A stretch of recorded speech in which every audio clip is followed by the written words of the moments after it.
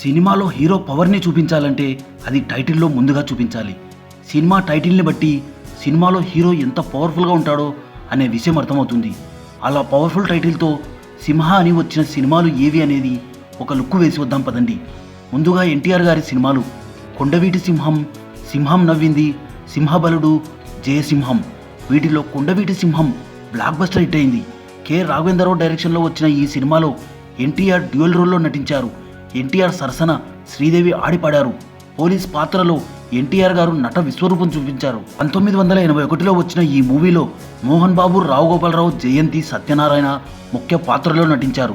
Next Raghavendra Rao డైరెక్షన్లోనే వచ్చిన సింహబలుడు movie ఫ్లాప్గా మిగిలింది. 1978లో వచ్చిన ఈ మూవీలో కూడా మోహన్ బాబు నటించారు. రామారావు గారి సరసన వాణిశ్రీ గారు నటించారు. నెక్స్ట్ 1983లో ఎన్టీఆర్, బాలకృష్ణ కలిసి నటించిన మూవీ సింహం నవ్వింది. డి యోగానంద్ డైరెక్షన్లో వచ్చిన ఈ మూవీ ఫ్లాప్గా మిగిలింది. ఈ మూవీలో శ్రీదేవి, అన్నపూర్ణ, ప్రభా, జయసుధ ముఖ్య పాత్రలో నటించారు. నెక్స్ట్ 1955లో ఎన్టీఆర్, అంజలి జంటగా వచ్చిన చిత్రం జయసింహ. డి యోగానంద్ దర్శకత్వం వహించారు. నెక్స్ట్ సూపర్ స్టార్ కృష్ణ గారి సినిమాలు సింహగర్జన, సింహాసనం, పగబట్టిన సింహం, భరతసింహం, అడవి సింహాలు, పల్నాటి సింహం. వీటిలో సింహాసనం చిత్రం ఒక సంచలనం.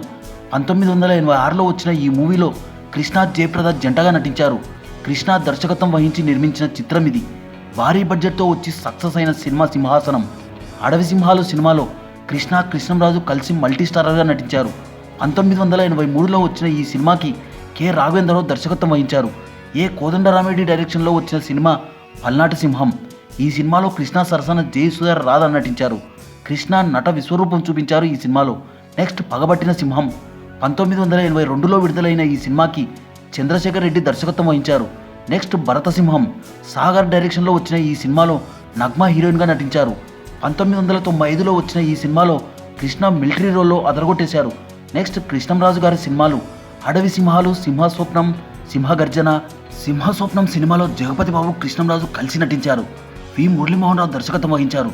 జగపతి ఆర్ట్స్లో నిర్మాణమైంది ఈ మూవీ. సింహగర్జన సినిమాలో శ్రీకాంత్తో కలిసి నటించారు కృష్ణంరాజు.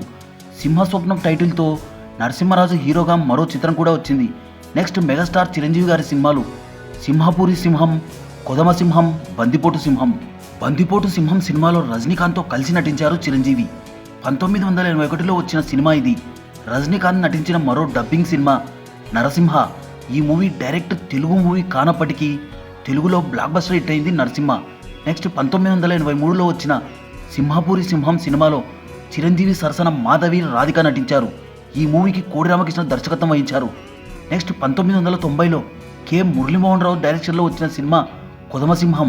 చిరంజీవి కౌబాయ్ గెటప్లో స్టైలిష్గా నటించారు ఈ మూవీలో. చిరంజీవి సరసన రాధా నటించారు. నెక్స్ట్ నటసింహం, బాలకృష్ణ నటించిన సింహం అనే టైటిల్ చిత్రాలు బొబ్బిలి సింహం, సింహం నవ్వింది, సమరసింహారెడ్డి, నరసింహనాయుడు, సీమసింహం, సింహ, జయసింహ, లక్ష్మీ నరసింహ, వీరసింహారెడ్డి. బాలయ్య సింహం అని వచ్చిన టైటిల్ సినిమాలు దాదాపు ఎక్కువ శాతం సక్సెస్ అయ్యాయి.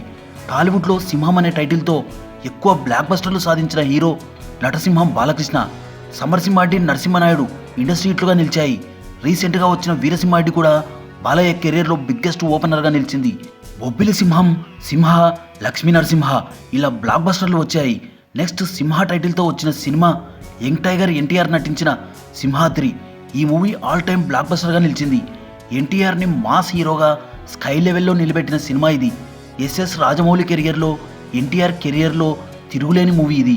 నెక్స్ట్ సింహ టైటిల్తో వచ్చిన రాజశేఖర్ సినిమా భరతసింహారెడ్డి. మీనా, గజాల హీరోయిన్గా నటించారు. నెక్స్ట్ సింహం టైటిల్తో వచ్చిన సుమన్ సినిమా జయసింహ. ఈ మూవీలో సుమన్ సరసన భానుప్రియ నటించారు. ముత్యాల సుబ్బయ్య డైరెక్షన్లో వచ్చిన ఈ మూవీ సక్సెస్ అయింది. నెక్స్ట్ రాఘవేంద్రరావు డైరెక్షన్లో వచ్చిన రాజశేఖర్ సినిమా రాజాసింహం. ఈ మూవీలో రాజశేఖర్ సరసన సౌందర్య, రమ్యకృష్ణ నటించారు. నెక్స్ట్ రాజశేఖర్ నటించిన మరో సినిమా సింహరాశి. 2001లో రిలీజ్ అయిన ఈ సినిమాకి సముద్ర దర్శకత్వం వహించారు. మరో ఇంట్రెస్టింగ్ టాపిక్తో మళ్ళీ కలుద్దాం. ఈ వీడియో కనుక మీకు నచ్చినట్లయితే లైక్, షేర్, కమెంట్ చేయండి. సబ్స్క్రైబ్ చేయడం మర్చిపోకండి.